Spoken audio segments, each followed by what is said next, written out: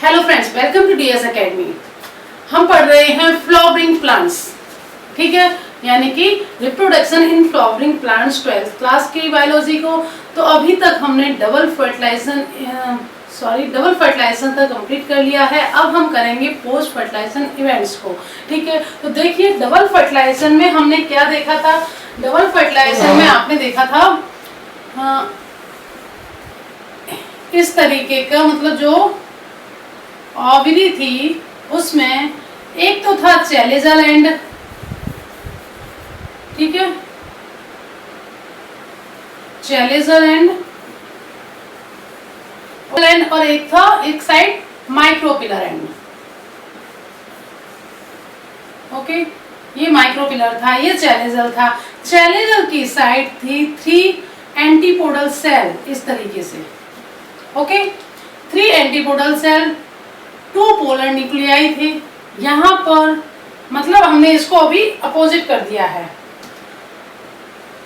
ये इस तरीके से क्या थी, एग सेल थी। ओके, ये एग सेल है, ये 2 सिनर्जिड सेल थी, राइट।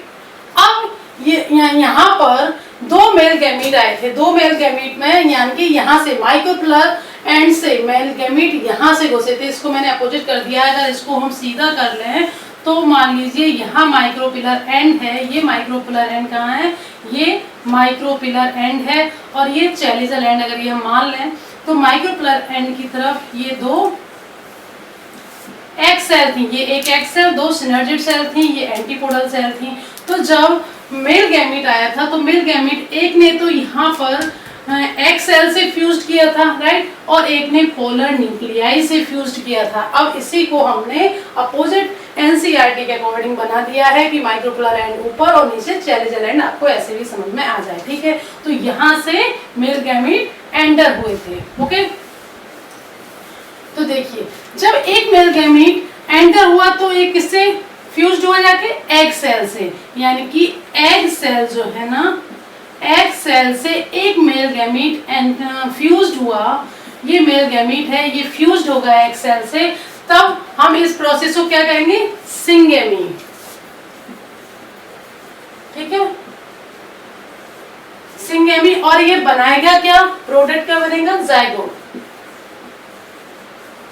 राइट। यही हमने डबल फर्टिलाइजेशन में समझाया था। ये सिर्फ आपको रिवाइज करने के लिए हम बता रहे हैं, जिससे आगे जो पोस्ट फर्टिलाइजेशन की इवेंट्स होने वाली हैं उसमें आप कंफ्यूज ना हो, ठीक है। तो और एक मेल गैमीट किससे, पोलर न्यूक्लियाई से आके फ्यूज्ड हुआ था। अब ये पोलर न्यूक्लियाई, ठीक है, एक मेल गैमीट किससे, पोलर न्यूक्लियाई से आके फ्यूज्ड होगा ये, और क्या बनाए, और क्या बोलेंगे इसको, जब ये फ्यूज्ड होगा पोलर न्यूक्लियाई से तो इसको बोलेंगे हम ट्रिपल फ्यूजन। और बनाएगा क्या, PEN, यानी कि प्राइमरी एंडोस्पर्म न्यूक्लियस, जो हमने आपको बताया भी था। तो इसमें सिंगेमी और ट्रिपल फ्यूजन, ये दोनों प्रोसेस होती हैं, इसलिए इन दोनों प्रोसेस की वजह से हम इसको बोलते हैं डबल फर्टिलाइजेशन। सिंगेमी और ट्रिपल फ्यूजन इसलिए कहलाता है डबल फर्टिलाइजेशन। अब ये जाइगोट बन गया है, राइट, ये जाइगोट बन गया है, और ये ट्रिपल फ्यूजन जब हो गया, यहाँ पर आ गया, तो ये 3N कहलाएगा। ये 3N, ये 2N जाइगोट, ठीक है, यानी कि 2 हैप्लॉइड सेल्स मिलकर के डबल, यानी कि डिप्लॉइड सेल का निर्माण कर दिया। यहाँ 3 हैप्लॉइड सेल हैं। अब ये 3 हैप्लॉइड सेल किसका निर्माण कर देंगी, PEN, प्राइमरी एंडोस्पर्म न्यूक्लियस का, राइट। अब ये जो सेंट्रल सेल थी, इसको हम क्या बोल रहे थे, इसको सेंट्रल सेल बोल रहे थे, राइट। अब ये सेंट्रल सेल क्या कहलाएगी, PEC, यानी कि प्राइमरी एंडोस्पर्म सेल, राइट। अब इसको बोलेंगे हम PEC, प्राइमरी एंडोस्पर्म सेल। ये पूरी प्रोसेस है, अब इसके आगे हम समझते हैं, राइट, प्राइमरी एंडोस्पर्म सेल। अब हम पोस्ट फर्टिलाइजर इवेंट्स में कॉमनली 3 आती हैं। इन सबको समझने के बाद ये डबल फर्टिलाइजेशन तक हो गया। अब इसके बाद हम समझते हैं, किसको समझेंगे, एक तो समझेंगे ये जो PEC और 3N यानी कि PEN है, प्राइमरी एंडोस्पर्म न्यूक्लियस और प्राइमरी एंडोस्पर्म सेल। ये किसका निर्माण करेगा? एंडोस्पर्म का निर्माण करेगा। उसका क्या काम है? वो पोषण देगा किसको? जायगोट को। जो एम्ब्रियो है वो जब एम्ब्रियो डेवलप होगा तो वो यहाँ से पोषण प्राप्त करेगा। ठीक है, भोजन तो चाहिए डेवलप करने के लिए, तो यहाँ से पोषण प्राप्त करेगा वो। तो हम इसमें पोस्ट फर्टिलाइजेशन इवेंट्स में पढ़ेंगे कि development of endosperm and development of embryo, और तीसरा पढ़ेंगे development maturation of seed into maturation of ovule into seed, और चौथा पढ़ेंगे maturation of ovary into fruit, यानी कि हमारे जो ओव्यूल थे वो सीड बनेंगे और जो हमारी ओवरी थी वो क्या बनाएगी? वो पूरी ओवरी फ्रूट बनाएगी। पूरी ओवरी क्या बनाएगी? फ्रूट बनाएगी। तो इसमें पहला हम देखते हैं, पहला होगा development of endosperm.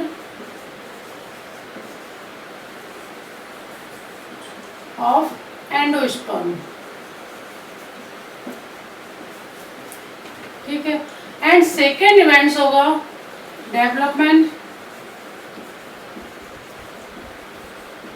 Of embryo.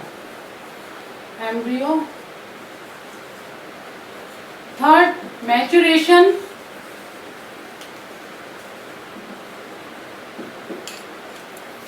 Maturation of ovule into seed.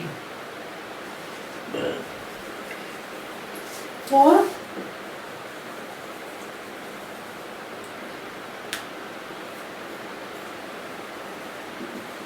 Maturation of ovary into fruit.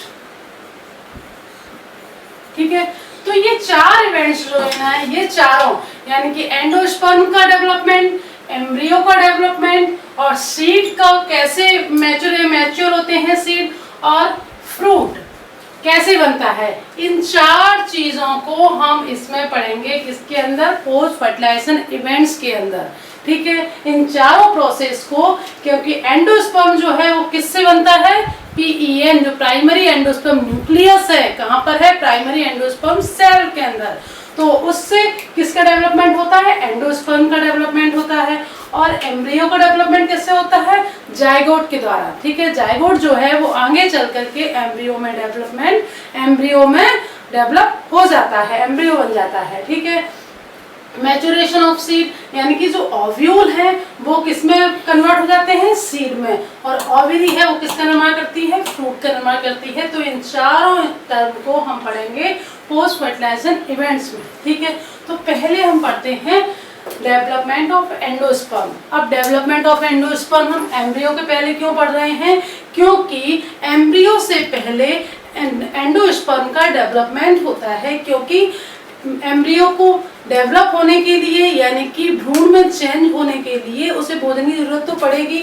अब भोजन की ये पोषक वो कहाँ से लेगी? एंडोस्पर्म से लेगी। इसलिए एंडोस्पर्म पहले डिवाइड होंगे, पहले डेवलप होगा एंडोस्पर्म, उसके बाद निश्चित हो जाएगा कि भाई भोजन तैयार है, अब आप अपना स्टार्ट कीजिए, अपना डेवलपमेंट स्टार्ट कीजिए। तब एम्ब्रायो डेवलपमेंट करना स्टार्ट करता है और जाइगोट डेवलपमेंट करना स्टार्ट करता है, और किसमें परिवर्तित होता है? एम्ब्रियो में डेवलप हो जाता है। ठीक है, और उसके बाद हम पढ़ेंगे सीड को, उसके बाद फ्रूट को। चलिए चारों कंडीशन देखते हैं। सबसे पहले देखते हैं हम डेवलपमेंट ऑफ एंडोस्पर्म को। तो देखिए डेवलपमेंट ऑफ एंडोस्पर्म में हमने आपको जस्ट अभी बताया कि देखिए, ठीक है, ये तो था चैलेंजर एंड, यहाँ क्या थी? 3 एंटीपोडल सेल। ये क्या बना था? PEN, primary endosperm nucleus. PEC, primary endosperm cell है पूरी ये। और ये क्या है? एग सेल है, राइट? ये क्या है? एग सेल है। यहाँ पर ये आप इस तरीके को बना सकते हो कैसे भी। ये एग सेल है, यानी कि ये जायगोट बन गया। ठीक है, जायगोट। ये क्या है? Micropylar and.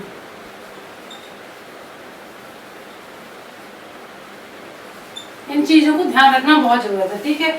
अब ये जो पीईसी है, पीईसी क्या करेगा, रैपिडली डिवाइड होगा, यानी कि बहुत तेजी से डिवाइड करना स्टार्ट करता है।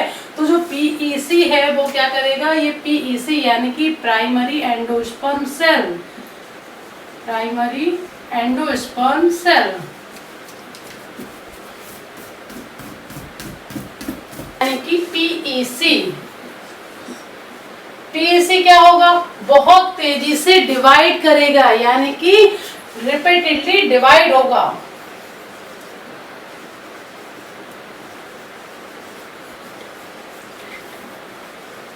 रेपिडेटली डिवाइड होगा, डिवीजन करेगा ये, ठीक है। रेपिडली डिवाइड होकर के पीईसी जो है ना वो किसका निर्माण करेगा, ट्रिप्लॉइड एंडोस्पर्म टिश्यू का, ओके, ट्रिप्लॉइड। एंड ये सिर्फ हम आपको समझाने के तरीके से बता रहे हैं कि जिससे आप समझ जाओ, ठीक है, इसलिए एरो बनाया गया है। किसी प्राइमरी एंडोस्पर्म सेल जो है, इनकी पीईसी जो है वो बहुत तेजी से डिवाइड करना स्टार्ट कर देता है और ट्रिप्लॉइड एंडोस्पर्म टिश्यू का निर्माण करता है। अब ये टिश्यू की जितनी भी सेल हैं, टिश्यू में क्योंकि बहुत सारी सेल मिलकर के टिश्यू का निर्माण करती हैं, टिश्यू के अंदर जो भी सेल्स हैं वो उसमें रिजर्व फूड मटेरियल रहता है, ठीक है, वो फूड मटेरियल से भरी हुई होती हैं और फूड मटेरियल को रिजर्व रखती हैं। तो ये रिजर्व फूड मटेरियल इनके पास रहता है, ठीक है। और ये कब यूज करते हैं इसका, जब एम्ब्रायो डेवलप होता है तब, यानी कि डेवलपिंग एम्ब्रायो के लिए इसका यूज किया जाता है, जो इसमें फूड मटेरियल रिजर्व है उसका, ठीक है। अब ये जो पीईएन है, पीईएन जो है ना वो क्या करता है, सक्सीसिव डिवीजन करता है, यानी कि एक के बाद एक डिवीजन उत्तरोत्तर विभाजन करता चला जाता है, माइटोटिकली डिवाइड होता है ये पीईएन, ठीक है। अब ये जो पीईएन है, पीईएन यानी कि primary endosperm nucleus, primary endosperm nucleus जो है वो क्या करता है, सक्सीसिव डिवाइड करता है, सक्सीसिव डिवाइड होता है, ठीक है। कैसा डिवाइड होता है, माइटोटिकली डिवीजन करता है ये, ठीक है। यहाँ पे अब ये माइटोटिकली डिवीजन करेगा,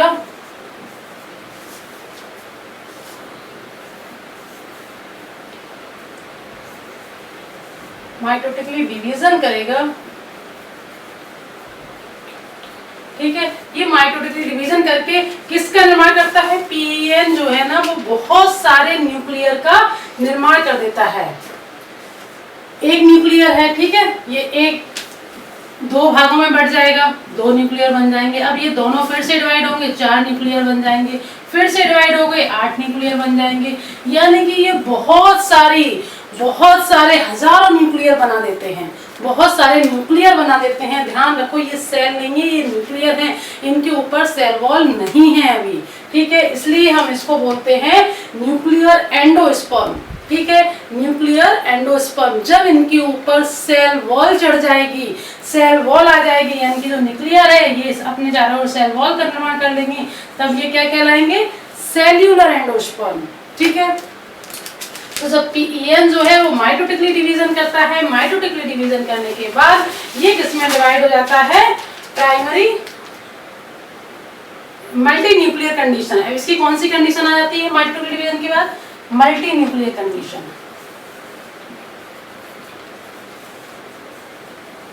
मल्टी न्यूक्लियर कंडीशन। और इस कंडीशन को हम क्या बोलते हैं, मल्टी न्यूक्लियर कंडीशन जो है वो ये अवस्था क्या कहलाती है, फ्री न्यूक्लियर एंडोस्पर्म। इस अवस्था को, यानी कि बहुत सारे न्यूक्लियर जब बन गए, बहुत सारी मात्रा में जब ये न्यूक्लियर बन गए, तो इसको हम कह देते हैं फ्री न्यूक्लियर एंडोस्पर्म, ठीक है। तो ये चीज याद रखना कि ये अवस्था कहलाती है, क्या कहलाती है, फ्री न्यूक्लियर एंडोस्पर्म। ये अवस्था मल्टी न्यूक्लियर कंडीशन क्या कहलाती है, फ्री न्यूक्लियर एंडोस्पर्म, ठीक है। अब ये जो फ्री न्यूक्लियर एंडोस्पर्म है, ये बहुत सारे न्यूक्लियर हैं, ये देखिए, ये हमने बहुत सारे न्यूक्लियर बना दिए, डिवाइड होकर के बहुत सारे न्यूक्लियर बन गए। अभी इनके ऊपर कोई भी सेल वॉल नहीं है, ये इस तरीके से बहुत सारे न्यूक्लियर बन गए। तो इस अवस्था को ही हम बोलते हैं फ्री न्यूक्लियर एंडोस्पर्म। ठीक है, अब जब इनके ऊपर सेल वॉल चढ़ना स्टार्ट हो गई, सबके ऊपर सेल वॉल चढ़ेगी तो एक साथ चढ़ेगी, एक एक से चढ़ेगी, जैसे भी चढ़ेगी, तो उसको हम बोलते हैं, क्या बोलते हैं, सेल्यूलर एंडोस्पर्म, क्योंकि ये कोशिका का रूप ले रहे हैं। अब हर न्यूक्लियर जो है ना एक कोशिका बन जाएगा, तो इसको बोलते हैं हम सेल्यूलर एंडोस्पर्म। सेल्यूलर एंडोस्पर्म बन जाता है। ठीक है, यानी कि हमारा जो नारियल पानी है वो न्यूक्लियर एंडोस्पर्म को भी दिखाता है और सेल्यूलर एंडोस्पर्म आपने देख ही लिया होगा, ऑलरेडी सभी ने देखा होगा। तो नारियल का पानी मोस्ट चीज है, ठीक है, मोस्ट कॉमन एग्जाम्पल है। तो इस तरीके से एंडोस्पर्म का विकास हो जाता है। अब आप एक बार रिवाइज करा देते हैं कि ये हमने जो देखा था PEN जो थी PEC, प्राइमरी एंडोस्पर्म सेल जो है वो रैपिडली डिवाइड होने लगती है। डिवाइड करके ट्रिप्लॉइड एंडोस्पर्म टिश्यू का निर्माण करती है, इसमें रिजर्व फूड मटेरियल रहता है। PEN जो होती है वो सक्सेसिव डिवाइड करती है, एक के बाद एक डिवाइड होता जाता है। न्यूक्लियर स्टेज यानी कि जो न्यूक्लियर है वो बहुत सारे न्यूक्लियर बना देता है, उत्तरोत्तर विभाजन करता है, माइटोटिकली डिवीजन करता है और मल्टी न्यूक्लियर कंडीशन में आ जाता है। इसको बोलते हैं free nuclear endosperm. Free nuclear endosperm, नारियल का जो पानी होता है वो फ्री न्यूक्लियर एंडोस्पर्म होता है। उसकी जो नारियल की अंदर की जो कार्नेल होती है, मलाई जो होती है, वही सेल्यूलर एंडोस्पर्म होता है। बाद में ये मलाई के रूप में मतलब सेल वॉल चढ़ाने लगती है धीरे धीरे, तो वो सेल्यूलर एंडोस्पर्म कहलाता है। अब कुछ बीजों में आपने देखा होगा वो सारे एंडोस्पर्म का मतलब उपयोग कर लेते हैं। देखिए मतलब विकास, कुछ में एंडोस्पर्म जो है विकासशील भ्रूण के द्वारा उपयोग कर लिया जाता है, सारे का सारा एंडोस्पर्म, यानी कि बीज के परिपक्व होने तक, बीज का जो परिपक्व होगा तब तक पूरे का पूरा एंडोस्पर्म उपयोग कर लिया जाएगा। वो किन बीजों में होता है देखिए, अब मैं बताती हूँ आपको। ठीक है, यानी कि परिपक्व होने से पहले, कुछ बीजों द्वारा परिपक्व होने से पहले एंडोस्पर्म पूरी तरह से उपयोग कर लिया जाता है। वो किन में होता है, जैसे कि पी ले लें हम, मटर का एग्जांपल ले लें, ग्राउंडनट ले लें, ठीक है, और बीन्स को ले लें। इनमें क्या होता है, इनमें भ्रूण का परिपक्व होने से पहले ही पूरे एंडोस्पर्म का यूज कर लेते हैं बीन्स। जबकि कुछ में क्या होता है, जैसे कि परिपक्व होने से पहले उसका उपयोग नहीं किया जाता है सारे, इसके सारे एंडोस्पर्म का। तो कैस्टर है, यानी कि अरंडी जिसे हम बोलते हैं, और कोकोनट वाटर। ठीक है, इनके द्वारा क्या होता है, परिपक्व बीज में ये विद्यमान रहता है, यानी कि जो एंडोस्पर्म है वो जो मैच्योर सीड होता है, मैच्योर होता है जब, तो उसमें ये एंडोस्पर्म जो है वो विद्यमान रहता है कैस्टर और कोकोनट में। जबकि पी, ग्राउंडनट और बीन्स में पूरे का पूरा एंडोस्पर्म जो है परिपक्व होने से पहले यूज कर लिया जाता है। ठीक है, तो ये दो अलग अलग तरह के एग्जाम्पल हैं। तो इस तरीके से डेवलपमेंट हो जाता है। उसके बाद एम्ब्रियो का डेवलपमेंट पढ़ेंगे, उसके बाद सीड का पढ़ेंगे और उसके बाद हम फ्रूट कैसे बनता है उसको देखेंगे। Okay friends.